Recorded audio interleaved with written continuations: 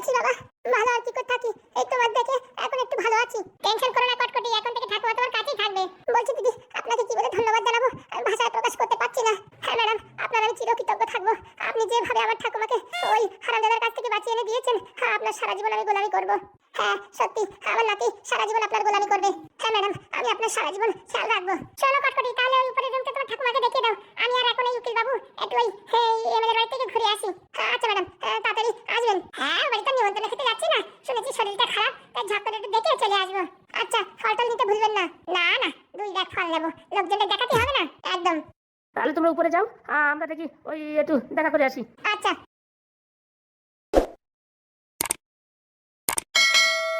লাটু, বলো ঠাম্মা। বলছি কি, এই বাড়ি যা দেখছি জাকজমক করে বানিয়েছে, কত টাকার সম্পত্তি হবে? তা প্রায় 4-5 কোটি টাকার সম্পত্তি হবে। এই সব আমার চাই, সব চাই মানে এই বিষয় সম্পত্তি সব আমি ভোগ করতে চাই। এটা কিরকম করে হবে সে আমি জানি না কিরকম করে হবে, কিন্তু এই সব সম্পত্তি আমি আমার হাতে দেখতে চাই। বলছি কি, কিছু টাকা নয় ঝেপে দেওয়া যাবে, কিন্তু এই সব বিষয় সম্পত্তি কি করে ঝাড়বো? ভুলে গেছিস সেই ছোটবেলার কথা, যখন তোর বাপ মা তোরে ফেলাই দিয়ে চলে গেল? হ্যাঁ, তখন তোরে কোলেপিটি করে আমি মানুষ করেছি ছোটবেলা থেকে, এই অবধি সব দেখাশোনা আমি করেছি। আর আজকে আমার ছোট্ট একটা আশা আকাঙ্ক্ষা পূরণ করতে পারি না কটকটি? বলছি কি, ছোট্ট আশা তো পূরণ করতে পারবোই, কিন্তু এত বিশেষ সম্পত্তি কি করে আমি তোমার নামে করে দেবো? বুদ্ধি লাগা বুদ্ধি। বলছি কি, যে মানুষটা আপনার উপর বিশ্বাস করে, আমার উপর বিশ্বাস করে আপনাকে ওই হারামজাদাদের হাত থেকে রক্ষা করলো, আমাদের এখানে থাকার বাসস্থান দিল, সবকিছু দিল, তার এত বড় ক্ষতি করবো? বাবা, তুই তো দেখি বড় সতী সাবিত্রী হয়ে গেছিস। না মানে ঠাকুমা, বলছি কি, অল্প কিছু নিয়ে বিদায় নিলে হয় না? আমাদের দুইজনের মানুষের আর কত টাকার দরকার? এই নাদের বিশেষ সম্পত্তি অনেক কিছু বিক্রি করে নিয়ে আমরা এখান থেকে পকার পার হয়ে গেলে হয় না? সব দরকার আমার, সব সম্পত্তি দরকার। সব সম্পত্তি? হ্যাঁ, তুই পারবি না? হ্যাঁ, তোর এই ঠাকুমার জন্য তুই কাজটা করতে পারবি না? ছোটবেলা থেকে এত কষ্ট করে মানুষ করেছি, আর আমার ছোট্ট একটা আশা আকাঙ্ক্ষা পূরণ করতে পারবি না? তো ছোট্ট আশা আকাঙ্ক্ষা তা কি? হ্যাঁ, এটা মনে কর গুরু দক্ষিণা। তোর আমি ছোটবেলা থেকে মানুষ করেছি, এত তোর মাথায় বুদ্ধি দিছি, ট্যালেন্ট দিছি, আর একটু তুই গুরু দক্ষিণা দিতে পারবি না? দেখছি কি করা যায়, দেখছি জানি না। এই সব কিছু আমি আমার হাতে দেখতে চাই। দেখবো খানে, দেখবো জানি না, যা বললাম তাই। মাসি, আপনাকে তো ঠিক চিনতে পারলাম না। নেন গরম গরম চা ধরেন। আমি হচ্ছে এই বাড়ির, মানে এই যে দেখলেন না একটু আগে ছিল নারকেল বেগম, তার আর কি একদম নিজের স্বামী। ও দাদা, আপনি ভালো আছেন তো? এই আর ভালো চলে যাচ্ছে। তো চা আপনি বানিয়েছেন? মোটামুটি এই বাড়ির রান্না বান্না সবকিছুর দায়িত্ব আমার হাতে। কই দেন দেখি কিরকম হয়েছে, খেয়ে বলছি। ধরেন। অসাধারণ অসাধারণ, এরকম চা আমার বয়সে আমি কোনোদিন খাইনি। কি বলছেন দিদি? হ্যাঁ ঠিকই বলছি, অনেক জায়গায় খেয়েছি, কিন্তু এরকম চা কোনোদিন খাইনি। অমৃত গো অমৃত। কি দিয়ে বানিয়েছেন? ওই আর সেমন কিছু না, একটু আদা দিয়েছি আর একটু গোলমরিচ আর ওই 2টো লবঙ্গ। বললে হবে না, আপনার তো জাদু আছে। আমি বড় বড় হোটেলে চাও খেয়ে দেখেছি, এরকম সুস্বাদু কোনোদিন পাইনি। কি বলছেন, সবকিছু ঠিকঠাক হয়েছে তো? একদম ঝাক্কাস, মানে নাম্বার 1। এই সবার প্রথমে শুনলাম আমার চা নাকি খুব ভালো হয়েছে। কেন, তোর গিন্নি কোনোদিন বলেনি? ওসব কথা ছেড়ে দিন, ওসব কথা বলে শুধু মনের কষ্ট দিয়ে কোনো লাভ নেই। বলছে কি, আপনি ফ্রেশ হয়ে নেন, আপনার জন্য আমি খাবার লাগাচ্ছি। না না, এখন খাবার খাবো না, এই চা খেলাম তো, এখন একটু সিনেমা করে রেস্ট করে তারপরে 2-3 দিকে খাবো দেখি। আচ্ছা, তাহলে আমি এখন আসি, বিকেলে রান্নার জন্য তরি তরকারি আবার কাটতে হবে। ও মা, সব কাজ তোমারই করতে হয় নাকি? এবারে চাকরি তো আমি না করলে কে করবে? তুই চিন্তা করো না, আমি হাত পা ধুয়ে আসি, দেখি তোমার সঙ্গে একটু সহযোগিতা করবো, কি করে কি রান্না বান্না করো। না দিদি, তার দরকার হবে না, আমি ঠিক করে নেব। আরে বলে হয়, আমি তো তোমাদের বাড়ির মানুষ মনে করো, এই শুধু বসে থেকে হাত পা জং ধরে যাচ্ছে, তোমার সঙ্গে তো হাত মিলিয়ে কাজ করলে হবে। না, আমার গিন্নি আবার জানতে পারলে বকাঝকা করবে। কিচ্ছু বলবে না, আমি তো আছি নাকি? দেখেন, শেষকালে আমারই দোষ হবে, কিস্তি খামারি সব আমারই দেবে। না কিচ্ছু বলবে না, আমি দিদিকে বুঝিয়ে বলবো। ঠিক আছে, আপনি একটু রেস্ট করে নিন, পরে আসবেন, আমি এদিকে দেখি কাজকর্ম গোছাই। আচ্ছা, তোমার মতো মানুষ হয় না গো, এত সুন্দর চা বানিয়েছো, আমি তো ভাবতেই পারছি না। আবার কিনে আনোনি তো চা? না দিদি, আমি নিজের হাতে বানিয়েছি। খুব ভালো খুব ভালো। লেবু ছিল না, এরপর যদি একটু লেবু দিতাম না আর একটু বিট লবণ, ও বাবা সেই অসাধারণ হতো। এমনি যা হয়েছে তাই আমি মুগ্ধ। আচ্ছা, তাহলে আপনি রেস্ট করেন, আমি দেখি সব গোছগাছ করি। ঠিক আছে, আগে থেকে রান্না করবেন না, আমি আসবো, দেখবো কি করে রান্না করেন। এত সুন্দর যদি চা বানান, তাহলে রান্না তো অসাধারণ মাইন্ড বলেই হবে। কে জানে, হ্যাঁ রান্না তো করি, মোটামুটি সবাই তো খেয়ে নেয়। না খুব ভালো রান্না করো, আমি খেয়েছি তো, ভালো রান্না করো। তোমার নাতিটা না খুব ভালো, আমাদের ভীষণ উপকার করেছে। হ্যাঁ, ও খুব ভালো, আরো উপকার করবে তোমাদের, দেখবা কদিন পরে তোমাদের ভবিষ্যৎ পুরো একদম উজ্জ্বল হয়ে যাবে। হ্যাঁ, সে তো আমি জানি। ঠিক আছে, রেস্ট করেন। আচ্ছা, বলছি কটকটি, আমাদের কথাগুলো শোনেনি তো? না উনি একটু কানে কম শোনে। সত্যি বলছিস তো?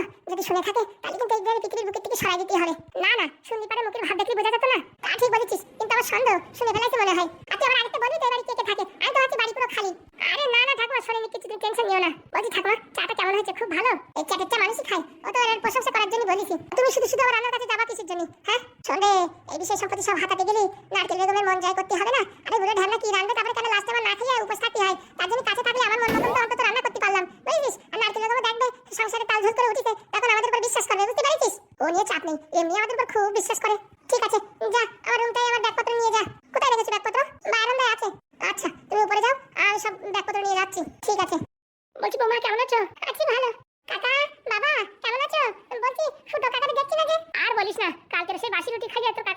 পায়খানা হয়েছে, 5 মিনিট পর পর সে দৌড়চ্ছে। কি বলছেন? পাতলা পায়খানা হয়েছে? আর বৌমা তোমার সামনে আর কি বলবো, সে বিদেশি ব্যাপার। বলছি পায়েল, বৌমা কেমন আছো? ভালো আছি। বলছি মা, আজকে কোনো কষ্ট হয়নি তো? না না, কিসের কষ্ট, আপনার ছেলে যে আমারে ওই হেলিকপ্টারে করে আনিছে। কি বলছো পায়েল? আর সবাই প্রণাম করো, সবাই আমার প্রণাম নেবেন। আচ্ছা মা। ভুটে নমস্কার দিতে পারলাম না, মাঝে একটু ব্যথা পাইছি তো, হেলিকপ্টারে একটু ঝাটকা লাগিয়েছে তো, তাই মাঝে একটু খোট লাগার মতন হয়েছে, তাই একটু ভুটে নমস্কার দিতে পারলাম না, মানিয়ে গুছিয়ে নেবেন। আরে বাবা, তুমি হচ্ছে আমাদের নিজেদের মেয়ের মতন, তোমার সাথে আমরা কি কোনো খারাপ ব্যবহার করবো নাকি? বলছি কাকা, আগে থেকে বলে দিচ্ছি, আমি কালকে সকালে কিন্তু আমার বাপের বাড়ি যাবো। ও মা, এই কি কথা, আসতে পারলে না? কালকে সকালে বাপের বাড়ি যাবো মানে? আমার বান্ধবীর বিয়ে, ওখানে না গেলে হবে না। বান্ধবীর বিয়ে? কোন বান্ধবী? বলছি মা, আজকেই তো সবে মাত্র আসলে, 2-4 দিন থাকার পরে যেতে। না না, বান্ধবীর বিয়ে, সেখানে আমার থাকতেই হবে, ওর জন্যই আসা। বলছি 2 দিন পরে গেলে হতো না? বিয়ের তো এখন 1 সপ্তাহ আছে। তোমরা কি বলতে আসার সময় আর কোনো কাজে বাধা দেবা না? এখন হাসি মুখে থাকতে দাও, নাকি আমার মুখ কালো করে ঝগড়া করাতে চাও? না না, ঠিক আছে। বলছি কি, কোন রুমই খাবো? এই লাগেজগুলো মাথা যে যন্ত্রণা করে যাচ্ছে, তখন থেকে মাথার উপরে এরকম ধরে রয়েছি। আরে বাবা, নতুন করে কি বলতে হবে? আমার রুমে রাখবে যা, সেটা তো সেই সময় বললি হতো, এতক্ষণ দাঁড়িয়ে থাকা খালি খালি না। যা যা, সাবধানে রাখিস। হ্যাঁ, ওর ভিতরে আমার চুরি চুরি আছে, কাঠের জিনিস আছে, ভেঙে যাবে কিন্তু ঠাকুরপো, ভালো করে রেখো। ও নিয়ে আমাদের টেনশন করবে না, এর আগে কুলির ব্যবসা অনেক করেছি, কোনোদিন কারোর কোনো ক্ষয়ক্ষতি হয়নি, আর তোমার কি ক্ষয়ক্ষতি হবে? আচ্ছা, ঠিক করে রাখো। বলছি চলো, হাত পা ধুয়ে নি, খাওয়া দাওয়া করে নিলেই হবে। কি হচ্ছে বৌমা, মুখটা কালো করে দিলে যে? বলছি বাবা, আমার একটা বিশেষ সন্দেহ। সন্দেহ মানে? বলছি আপনার ছেলে মাসে কত টাকা ইনকাম করে? কেন, আপাতত তো 90,000 টাকা করে পাচ্ছে, আর 2-4 মাস গেলে তো ওই 3 লাখ টাকা করে বেতন হবে। বিয়ের পরে আর কিছু কিনে দিচ্ছে বলো? পাদু, কি কথা শুনছি? না বাবা, আর কি ভাবছিলাম এই মাসে টাকা পালে কিছু একটা কিনে দেবো, এই দিনাটাই তো কম না, এদিক ওদিক বিয়ের পরে সেরকম কিছু একটা ছিল না। যখন আমি বলি তখন এই কথা বলে। কাজটা কিন্তু ভাইবা ভালো করিসনি। হ্যাঁ, আমি না ইনকাম করি না, আমার বউরি না আমি কিনে দিতে পারি না, কিন্তু তুই তো মোটা অঙ্কের টাকা ইনকাম করিস। হ্যাঁ, বৌমার একটা কানেক্টা কুনেক্টা তো কিনে দিতে পারতিস নাকি? একদম ভালো করিসনি পাদু। আচ্ছা বাবা, এই মাসের পেমেন্ট ঢুকলি কিনে দেবো। এর যেন কোনো ভুল না হয় মনে রাখিস। হ্যাঁ, বৌমা এত একটা কথা বললো, তোর তো বোঝা উচিত নাকি? আর বলবেন না বাবা। হ্যাঁ, কতদিন থেকে বলছি কিছু একটা কিনে দাও, কিচ্ছু কিনে দেয় না, ভীষণ কিপটে। আরে পাইল, ওইসব কথা বলি না, বলছি তো এইবার টাকাটা ঢুকলে বাড়ি কিনে দেবো। দেখো, সবার সামনে বললে কিন্তু পরে কিন্তু আর পাল্টেবাজি মারবা না।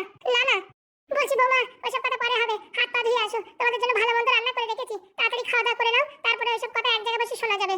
বলছি কাকি, কি রান্না করেছো?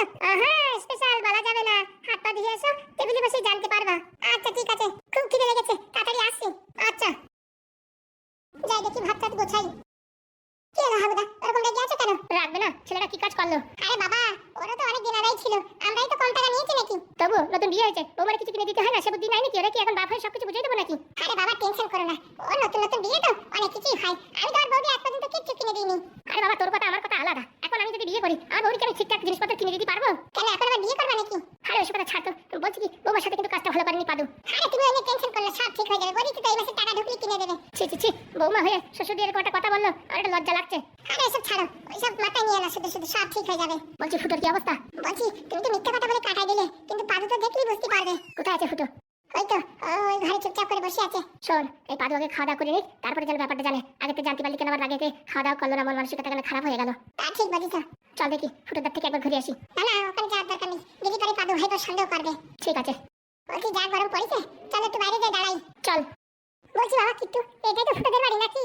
হ্যাঁ। বাড়িতে কেউ আছেন? মনে হয় সব ক্যাটা কম্বল মুড়ি দিয়ে স্টেশনে গেছে। কি ব্যাপার, আপনারা এখানে? ওরে শালা, এখনো যা দুধের দাঁত ভাঙেনি সে বেরোয় যাইছে। বলছি কি, তুই কি এবারে ঘাটটা ঘাটটা বিধাতা নাকি? কি হয়েছে সেটা খুলে বলুন। বলছি ফুটো নাকি জেলে, সে হাবিজাবি খবর কে দেয়? ও মা, কি বলো, গ্রামের সব লোক তো জানে যে ফুটো তো জেলে, ওই মহিলা কেসে নাকি জেলে গেছে। দেখেন, এসব উল্টোপাল্টা কথা বলবেন না, তারা এইসব হাবিজাবি করেছে সেসব আমরা জানি। কে করেছে সব জানা আমাদের, কে করেছে সময় আসলে সবাই জানতে পারবে। তো বলছি কি, তা ছাড়ার কোনো ব্যবস্থা হয়েছে? যদি ছাড়াতে না পারো তাহলে বলো, আমার মা একটু চেষ্টা করলে পারে না, একদম সন্ধ্যের ভিতরে বাড়ি এনে দেবে তোমাদের ফুটো কাকারে। অলরেডি ফুটো কাকা বাড়ি বাড়ি বাড়ি কি করে আসলো? আরে এসব ভুলভাল বলছি না, ভুলভাল না, সত্যি কথা বলো, কি দরকার? এই লাল, কার সাথে কথা বলিস? আরে দাদা, ভালো আছেন তো? আপনারা হঠাৎ করে এখানে? বলছি শুনলাম নাকি ফুটো জেলে, তাই একটু দেখা করতে আসলাম। এই ছেলে কি বলছে, ছেড়ে গেছে নাকি? হ্যাঁ, ছেড়ে গেছে। আর ফুটো জেলে এই কথা কে বললো? সারা গ্রাম সারা পাড়া সব থাই থাই করে গেছে এই ঘটনায়। ভালো কথা তো ছড়াবে না, খারাপ কথা ফালতু ফালতু ছড়াই দেয়। আর কে যে এই কাজ করেছে সে আমরা জানি, সময় মতো আসলে তারে তোর মতো প্যারেড দেওয়া হবে। ও সে আমারও জানা কে এই কাজ করেছে। কে করেছে বলেন দেখি? কে আবার করবে? নারকেল বেগম ছাড়া আর কে? একদম ঠিক, ওরে আমি ছাড়বো না, সুযোগ পাই না ভালো করে হামুদিস্তা দিয়ে ঘষে দেবো। তার সুযোগ পাবা না তোমরা, কদিন পরে শুনতেছি নাকি এমএলএ হয়ে যাবে। কোনোদিন হতে পারবে না, এরকম দুশ্চরিত্র মহিলা যদি এমএলএ হয় না, গ্রামগঞ্জে মানুষ আর কেউ বসবাস করতে পারবে না। একদম ঠিক কথা, আমিও তো এই কথা বলি, আমার কথা কেউ বিশ্বাস করে না। ওইসব কথা ছাড়েন, আমার বাড়ি এখন ছেলে বৌমা আইছে, কি কথা আছে তাড়াতাড়ি বলেন, বলে এখান থেকে বিদায় নেন, এখন আমাদের সময় নেই। ও বাবা, ছেলে বৌমা মানে ওই পাদু আইছে নাকি? হ্যাঁ।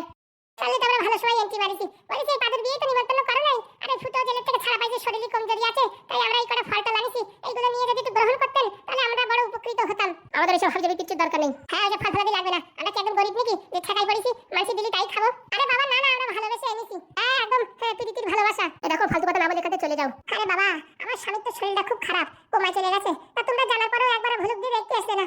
আগে তো এমএলএ বাবু ছাড়া কিচ্ছু বুঝতে না, আর এমএলএ বাবুর এখন শরীর এত খারাপ, বিছানা থেকে উঠতে পারছে না, কথাবার্তা বলতে পারছে না, মুখ টুক দেখাই গেছে, আর তোমরা তো দেখতে আসলে না। আর তোমাদের এই মানে দুর্দিনের কথা শুনে আমরা ঝপাত করে দেখতে চলে আসি, আর আমাদের কিরকম কথা বলছো?